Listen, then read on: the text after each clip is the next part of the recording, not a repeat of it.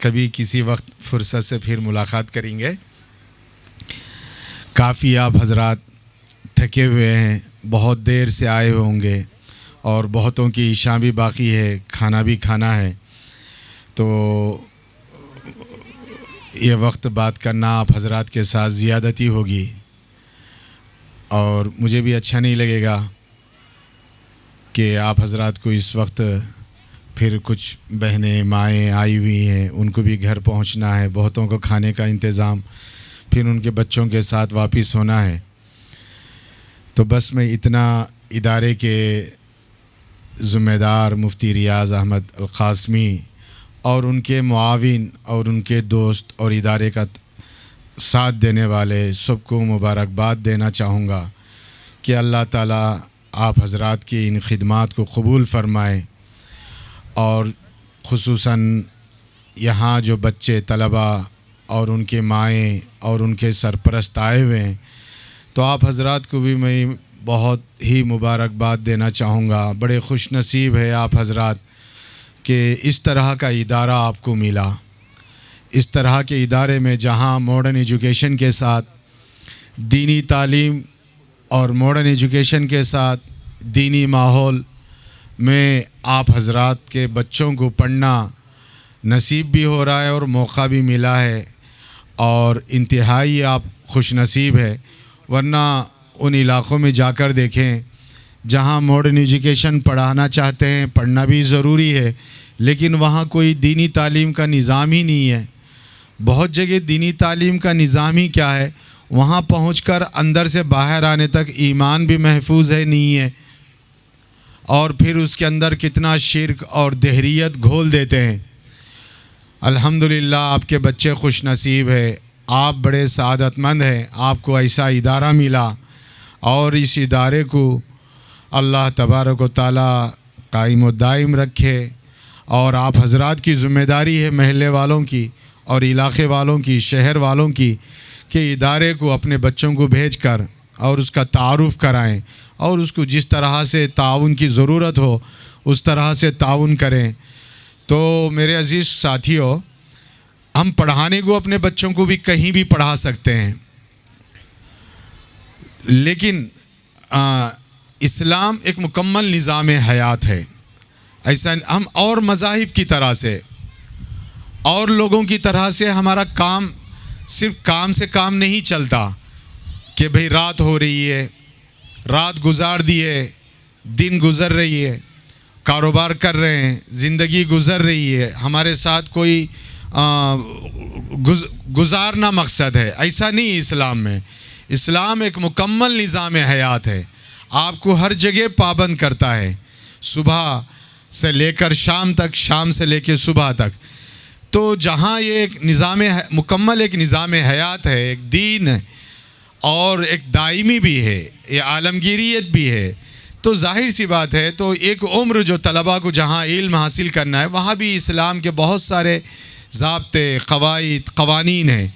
अगर उसका लिहाज हम नहीं करेंगे, फिर देखते देखते बच्चे चंद सालों में दीन से दूर और इल्म से भी दूर और जहालत के दायरे में मिलेंगे हमको। तो मेरे अज़ीज़ दोस्तों, दीनी तालीम के साथ, दीनी माहौल के साथ अल करीम स्कूल के ज़िम्मेदार मुफ्ती रियाज़ साहब और बड़ी कोशिशें और मेहनतों से ये इदारे को सींच रहे हैं और बना रहे हैं। तो आसान नहीं है। मैं पूरे बच्चों के प्रोग्राम देखा, 25 साल से मैं भी इसी मैदान से, मॉडर्न एजुकेशन से भी, दीनी एजुकेशन से, किसी न किसी खिदमत से आना जाना, मिलना, काम करना मुझे मुनासिबत है और मैं इसकी दिक्कतों से वाकिफ़ हूँ, इसके परेशानियों से वाकिफ़ हूँ।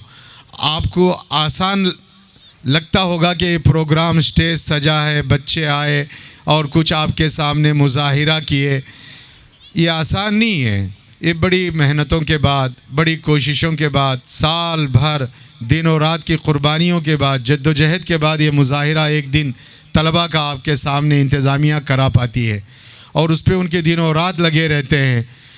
तो अल्लाह ताला उनको इस इदारे को कबूल फ़रमाए।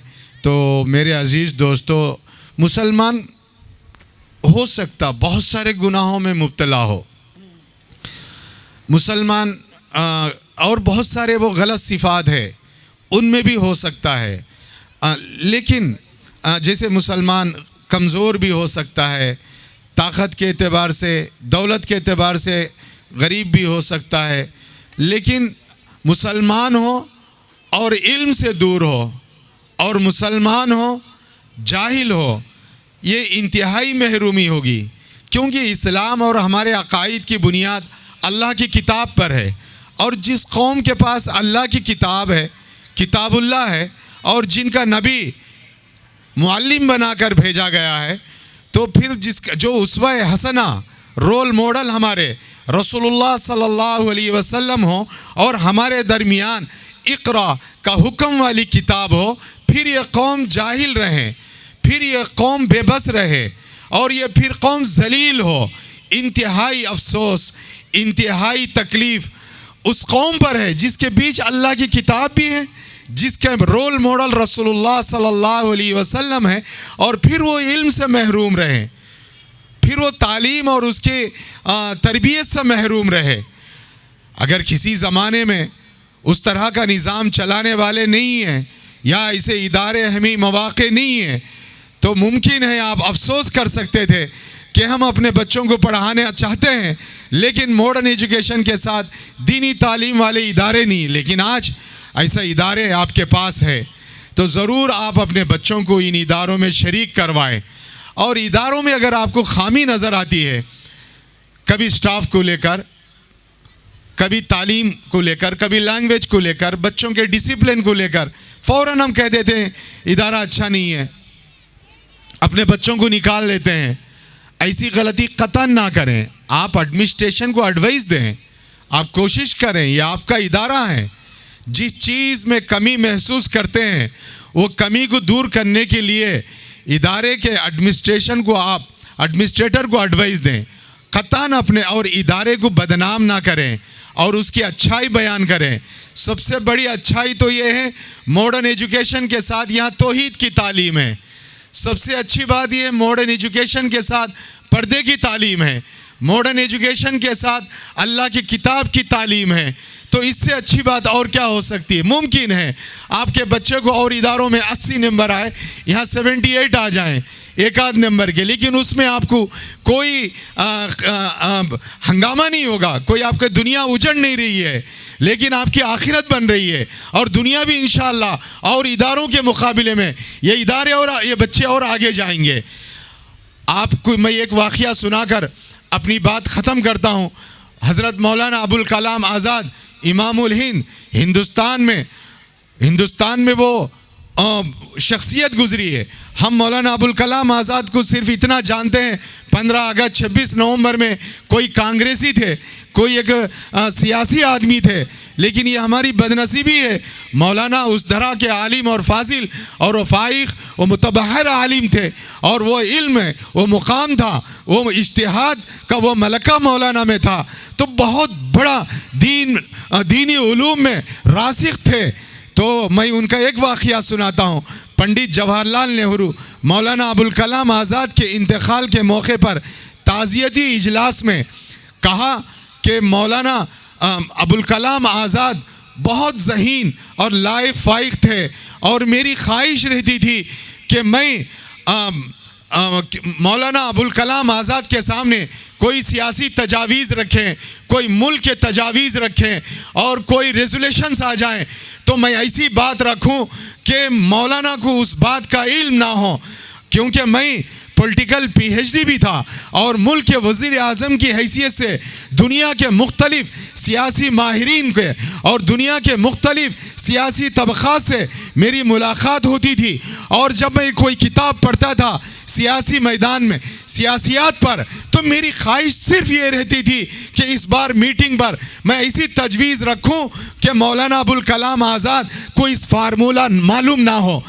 लेकिन पंडित जवाहरलाल नेहरू कहते हैं कि मैं जब भी उनसे बात किया, जब भी मैं उनके सामने सियासी तबसरा किया, कोई सियासी रेजोल्यूशन रखा, कोई तजवीज़ रखा, तो मुझे ऐसा महसूस हुआ कि मैं एक इंतहाई समंदर के सामने मेरी हैसियत कुएं कैसी है, और इंतहाई बहते दरिया के सामने मेरे सामने एक छोटे से कुएं कैसी है।